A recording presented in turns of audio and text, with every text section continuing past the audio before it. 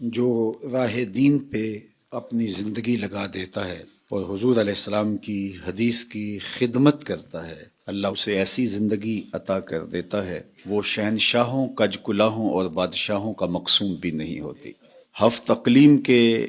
شہنشاہ کو بھی وہ عزت نصیب نہیں ہو سکتی جو چٹائی پہ بیٹھ کے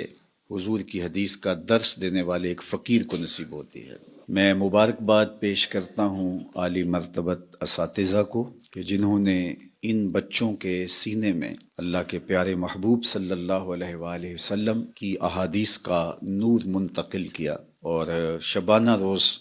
محنتوں سے یہ جوہر تیار کیے، اور ہم اس کا بدلہ اور اس کا صلہ دنیا میں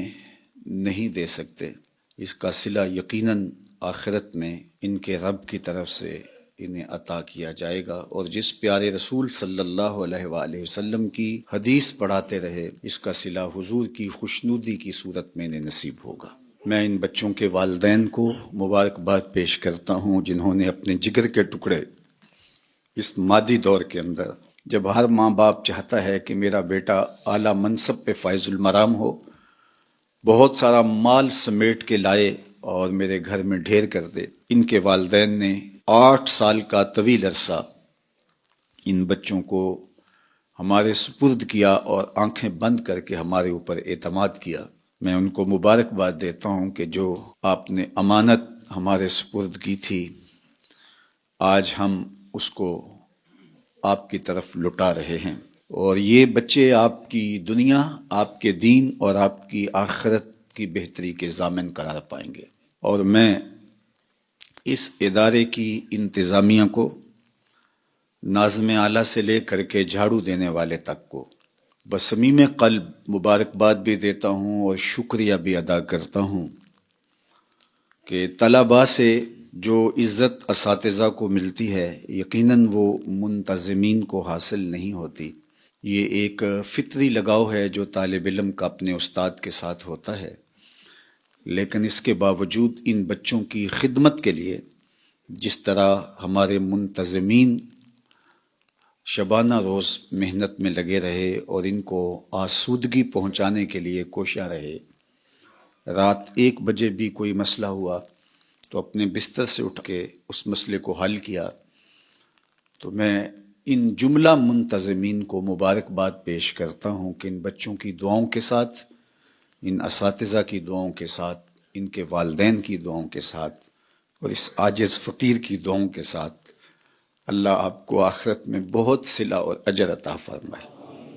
میں اس موقع پر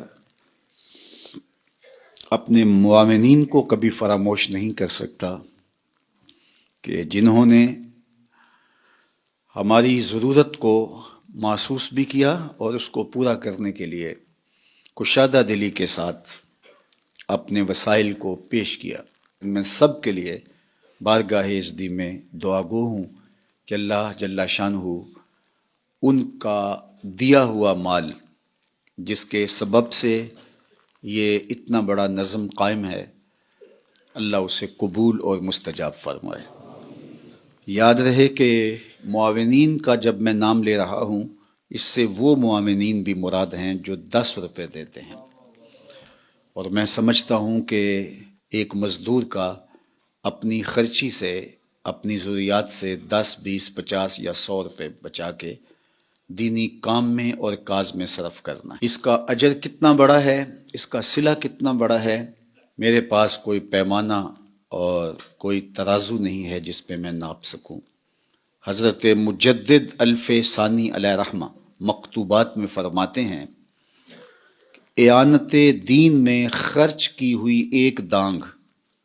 ایک چھوٹا سا سکہ ہوتا ہے دانگ، ایک ٹگا کہہ لیجئے، ایک پیسہ کہہ لیجئے، اعانت دین میں خرچ کی ہوئی ایک دانگ دیگر مدات میں لاکھوں روپے خرچ کرنے سے افضل ہے۔ تو جن لوگوں نے اپنے خزانوں کے منہ کھول دیے اور یہ 2-3 سال جو مشکل کے تھے ملکی معیشت پر اور اس کے اثرات نیچے تک پہنچے، تو ہم نے اپنے طلباء سے بھی شیئر نہیں کیا کہ ان مشکل حالات میں نظام چلانا کتنا مشکل تھا، چونکہ ہم نے یہ بھی طے کیا تھا کہ ان طلباء کو مشکل سے مشکل حالات میں بھی فنڈ ریزنگ کے لیے میدان میں نہیں اتاریں گے، ان کی ساری توجہات تعلیم و تعلم کی جانب ہونی چاہیے۔ تو اللہ کا شکر ہے کہ آج ایک نئی کھیپ میدان عمل میں اتر رہی ہے۔ ذالک فضل اللہ یؤتیہ من یشاء،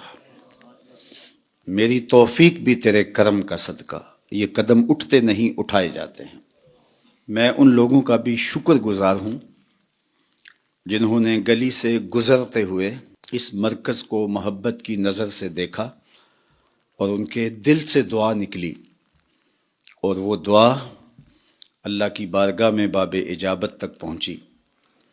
اللہ ان کو بھی بہتر صلہ اجر نصیب فرمائے۔